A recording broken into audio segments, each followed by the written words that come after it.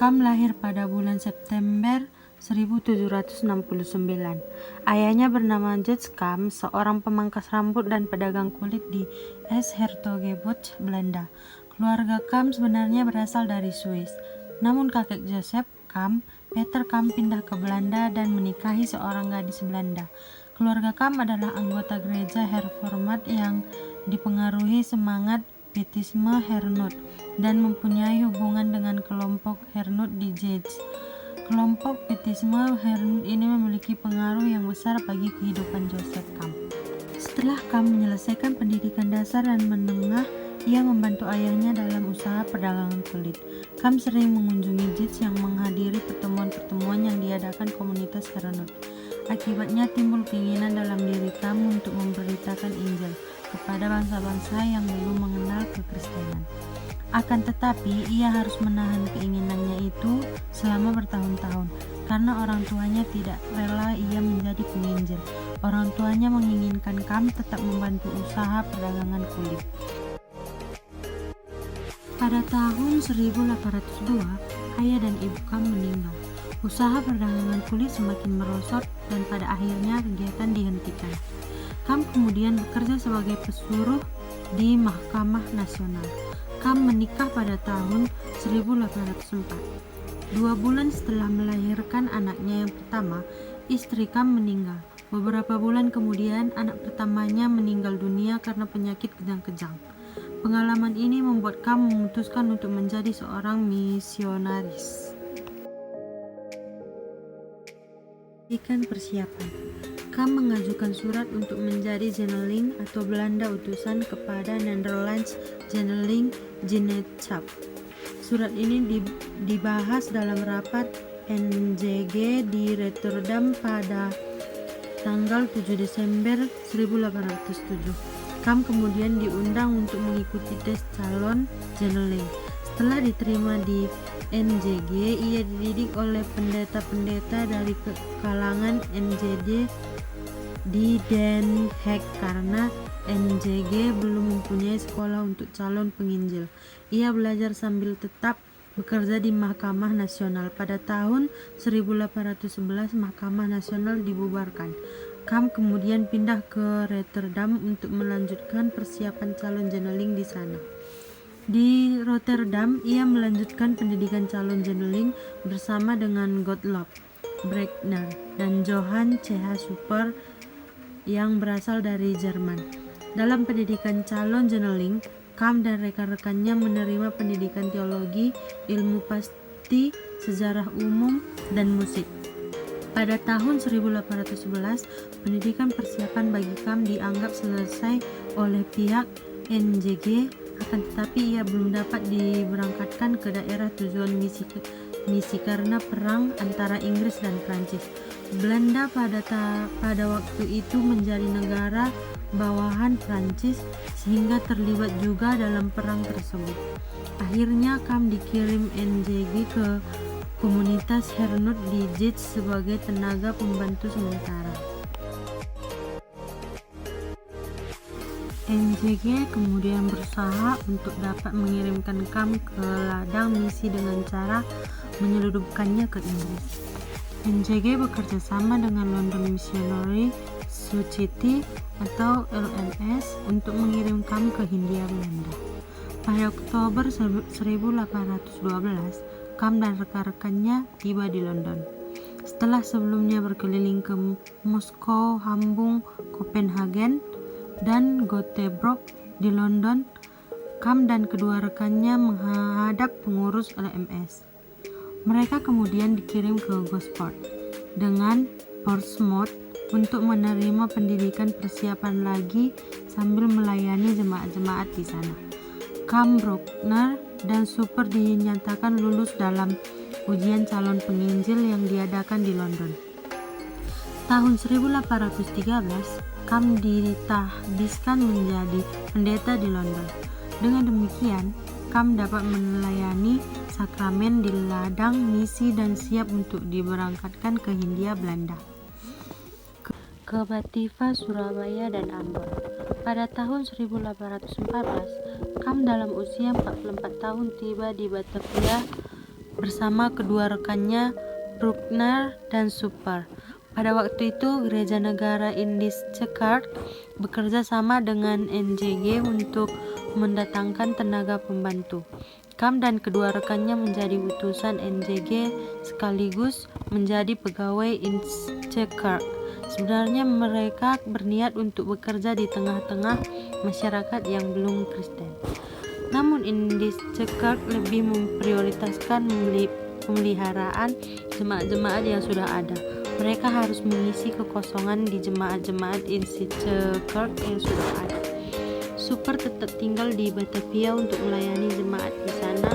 Bruckner ditempatkan di Semarang dan Kam sendiri ditempatkan di Ambon. Pertengahan tahun 1814, perjalanan Kam ke Ambon harus dihentikan di Surabaya karena tidak ada kapal yang melayar ke Ambon. Selama di Surabaya, Kam bekerja sementara di jemaat Indische-Kerk di sana. Di Surabaya, ia bertemu dengan seorang pedagang arloji asal Jerman, Johannes Emmede, yang sangat peduli dengan penginjilan di kalangan orang Jawa. Kam turut bekerja sama menanamkan kesadaran akan penginjilan di dalam diri MD. Selain itu, Kam juga membentuk komunitas kecil orang-orang saleh Surabaya yang giat dalam penginjilan. Pada Maret 1815, Kam tiba di sana. Sebelum Kam sudah ada Jabez cari seorang misionaris baptis, anak dari William Carey, misionaris di India yang terkenal yang melayani di Maluku. Namun karena perbedaan pemahaman mengenai baptisan, Kam menerima pembaptisan terhadap anak, sedangkan Carey menolaknya. Carey akhirnya meninggalkan Maluku pada tahun 1818. Setibanya di Ambon, Kam langsung memulai pekerjaannya untuk menghidupkan kembali kekristenan di Ambon yang sudah lama diterlantarkan. Dalam pelayanannya di Maluku, Kam melakukan semua tugas seorang pendeta seperti pengkhotbah, mengunjungi jemaat-jemaat di pendalaman, memperdamaikan perselisihan dan pertengkaran, dan melayani sakramen-sakramen. Selain itu, ia juga meninjau pekerjaan para guru jemaat dan membantu mereka dalam mengajar. Ia juga aktif dalam mengembangkan bacaan-bacaan Kristen seperti Alkitab, Mazmur, Katekismus, dan khotbah-khotbah untuk jemaat-jemaat yang tidak memiliki pendeta atau guru jemaat. Ia juga memperjuangkan agar kota Ambon menjadi pusat penginjilan di Hindia Belanda bagian timur. Tak lama setelah Kam tiba di Ambon, ia menikahi seorang perempuan Indo-Belanda, Sarah Maria Timmerman, yang setia mendampinginya sampai akhir hidupnya. Istri Kam sangat membantunya dalam pelayanan. Ia mengajarkan bahasa Melayu kepada para misionaris yang baru datang dari Eropa. Mereka berdua menjadi pembimbing bagi para tenaga baru itu. Akhir hidup dan makam Joseph Kam yang terletak di halaman gereja Joseph Kam, Ambon. Kam harus melakukan perjalanan untuk melayani jemaat-jemaat di Maluku. Dalam perjalanannya ke Maluku Tenggara, ia menderita sakit parah dan terpaksa kembali ke Ambon. Setelah 20 tahun bekerja di Maluku, Kam meninggal pada tanggal 18 Juli 1833. Ia dimakamkan di perkuburan belakang Soya, Ambon, yang sekarang menjadi halaman gedung gereja yang mengabdikan namanya. Karya Kam di Maluku dan sekitarnya. Dalam pemikiran Kam, sebelum tiba di Maluku, dia akan bertemu dengan orang-orang yang belum mengenal Kristen dan memberitakan Injil kepada mereka. Namun tidak demikian, tugas Kam di Maluku adalah memelihara jemaat-jemaat yang sudah ada. Pengaruh pietisme dalam diri Kam membuatnya merasa bahwa seorang harus menerima Kristus secara pribadi. Akan tetapi, gereja yang ditemuinya adalah gereja yang telah menjadi gereja rakyat, dan karena itu tidak semua orang dalam gereja menerima Kristus secara pribadi. Kam menerima keadaan itu dan ia langsung mengisi kekosongan pendeta sejak 1800 akibat ditinggalkan pendeta-pendeta dari kalangan French Oxford Company atau VOC. Bidang gerejawi. 2 hari setelah tiba di kota Ambon, Kam langsung melayankan pemberitaan firman. 3 minggu kemudian, ia memimpin perayaan perjamuan kudus. Setelah itu, ia membaptis ribuan anak di kota Ambon yang belum sempat dibaptis, dengan menetapkan jatah 120 orang setiap minggu. Sekitar tahun 1815 sampai 1816, Kam masih merupakan satu-satunya pendeta di wilayah Maluku, bahkan di seluruh Indonesia Timur. Karena itu, Kam lebih dahulu memprioritaskan jemaat-jemaat di Pulau Ambon, Haruku, Sapura, dan Seram. Ia mengadakan perkunjungan ke jemaat-jemaat, memberitakan firman, melayankan sakramen-sakramen, memberkati perkawinan, dan menegakkan disiplin gereja. Di samping itu, ia juga membiasakan warga jemaat dengan pertemuan doa harian, mengadakan pengembalaan rutin, bimbingan warga jemaat lokal untuk menjadi pelayanan di gereja, serta membantu mengadakan pemilihan penatua dan diaken. Setelah seluruh jemaat wilayah itu ia kunjungan, ia mengadakan perjalanan ke daerah-daerah lain. Kepulauan Maluku, wilayah pekerjaan Joseph Kam selama menjadi misionaris. Setelah semua jemaat di Ambon dan sekitarnya terlayani, tahun 1817 Kam segera mengunjungi jemaat-jemaat di Ternate, Minahasa, dan Sangir. Di daerah-daerah ini kondisi jemaat lebih buruk daripada di Ambon. Sangir dan Minahasa tidak pernah lagi dikunjungi oleh pendeta sejak 1789. Setelah melayani di sana, ia mengunjungi Kepulauan Barat Daya dan Maluku Tenggara. Di Maluku Tenggara, keadaannya lebih menyedihkan lagi. Mereka hanya mengingat bahwa dulu nenek moyang mereka pernah menjadi orang Kristen. Setelah perjalanannya ke utara dan selatan, ia kembali ke Ambon. Di Ambon dan Saram sendiri masih ada orang Kristen yang percaya pada roh nenek moyang dan tahyul. Mereka belum bisa disebut orang Kristen dewasa. Jemaat-jemaat itu hanya memiliki guru jemaat yang setia, memelihara iman jemaat agar tetap Kristen. Sampai tahun 1823, ia terus berkeliling Ambon, Minahasa, Sangir, Ternate, Tenggara, sampai timur. Oleh karena itu, ia harus mengatur jadwal untuk berkunjungan di setiap jemaat. Ia tinggal selama 2 hari. Ketika tiba pagi hari di sebuah jemaat, ia langsung disebut dan diantar ke sekolah untuk meninjau pendidik. Sore harinya, ia memeriksa calon CD dan menyelesaikan perkara disiplin gereja. Halamannya diadakan kebaktian. Dalam kebaktian ini, anak-anak yang belum dibaptis dan orang-orang dewasa yang baru masuk Kristen dibaptiskan. Anggota jemaat baru di CD, perkawinan diberkati, dan jemaat dipersiapkan untuk perjamuan kudus. Keesokan paginya diadakan perayaan perjamuan kudus.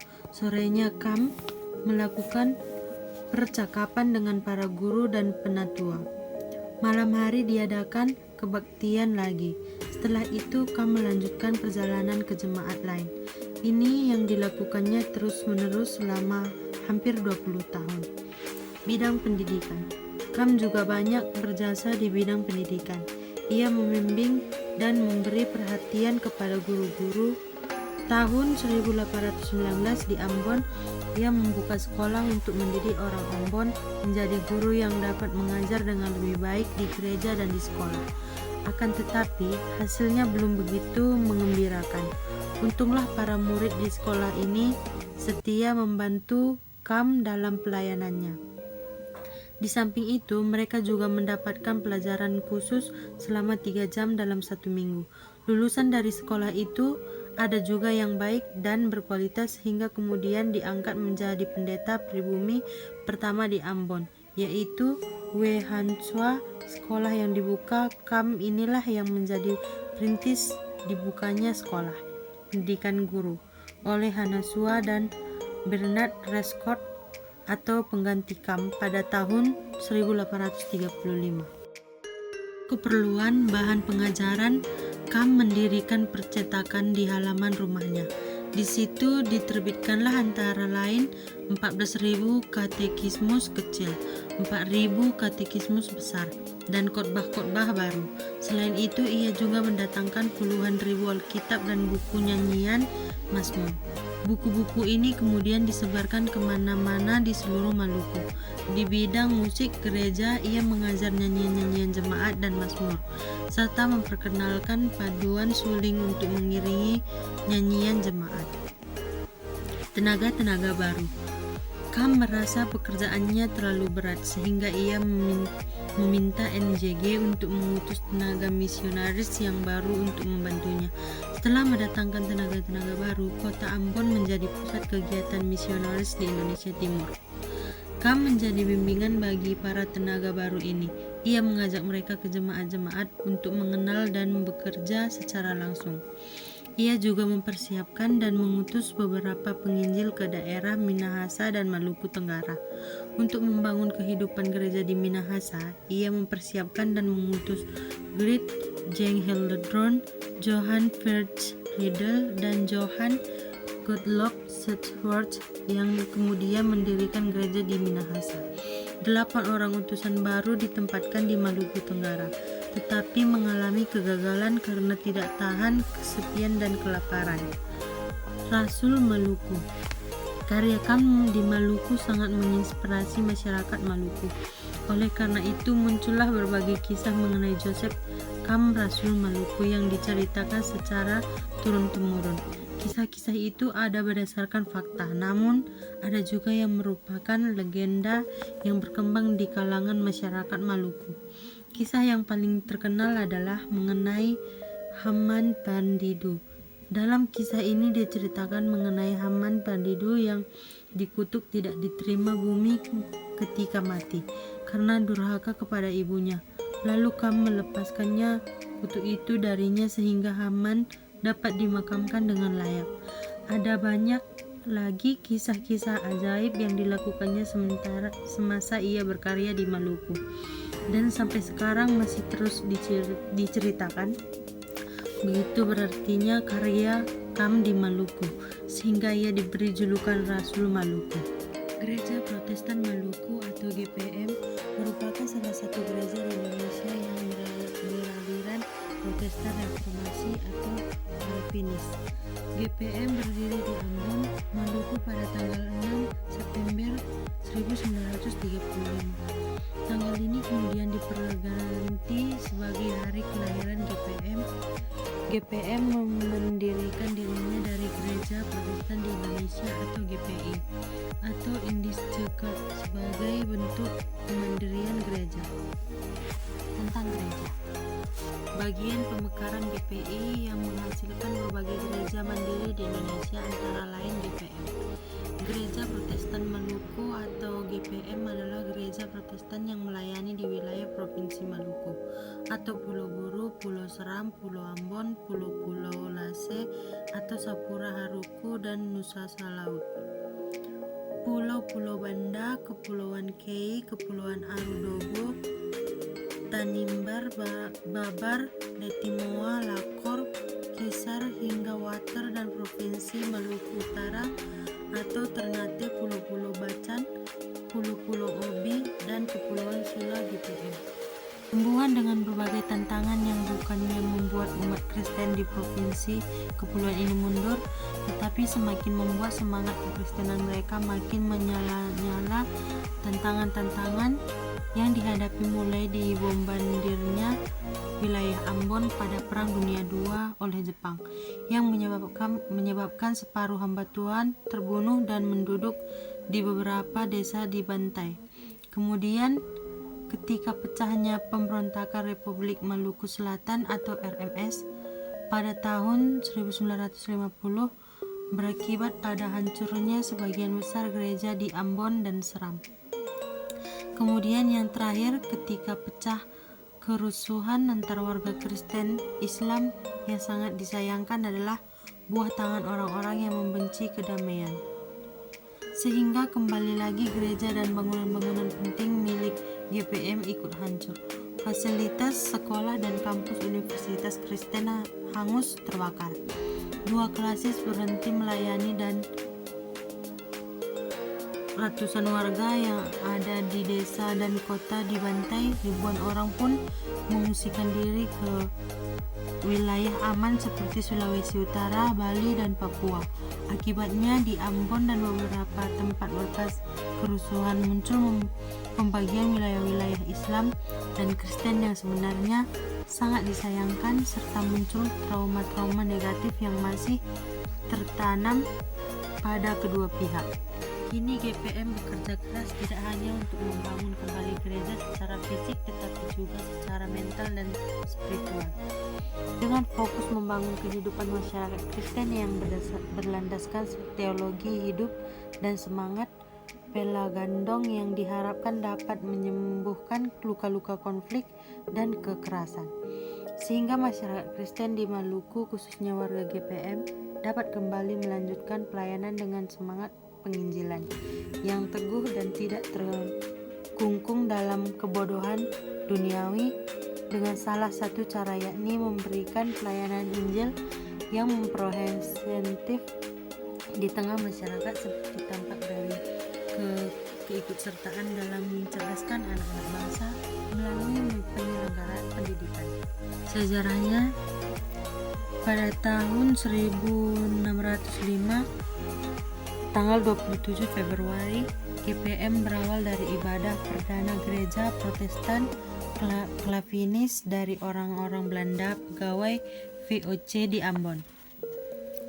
Pada tahun 1621, terbentuklah Majelis Jemaat di Insechekat pertama di Indonesia dengan berkedudukan di Batavia atau Jakarta.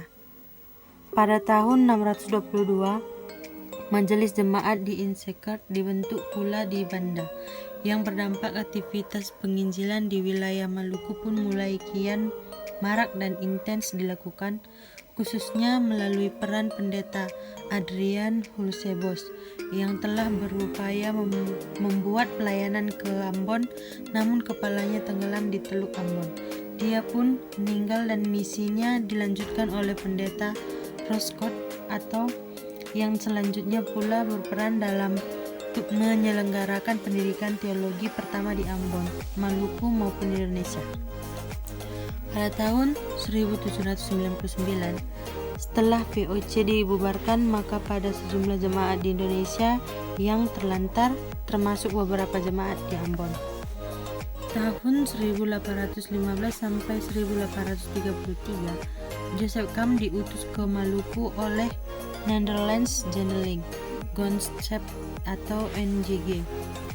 Tahun 1871, Joseph Kam mendata jemaat-jemaat di Ambon. Tahun 1930, gereja terus berkembang pada masa pemerintahan Hindia Belanda yang dilayani oleh Gereja Protestan di Indonesia atau GPI dan Netherlands General Genootschap atau NGG, dan daerah pelayanannya telah meliputi hampir seluruh Maluku. Tahun 1935, 6 September, GPM berdiri sebagai gereja yang mandiri dalam bidang konfesi, liturgi, dan keuangan.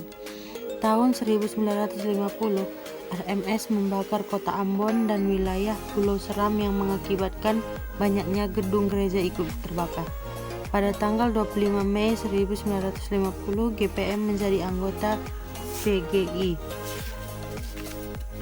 Pada tahun 1999 sampai 2003, kerusuhan antara warga Islam dan Kristen yang terprovokasi sehingga mengakibatkan ratusan gereja dan masjid terbakar dan ribuan orang meninggal.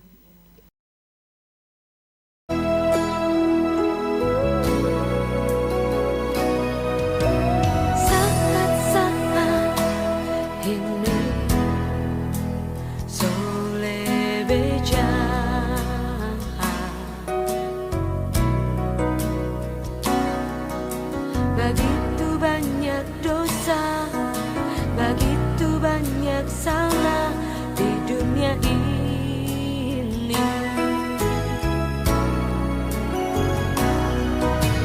Adakah damai dan apa hati? Adakah damai karena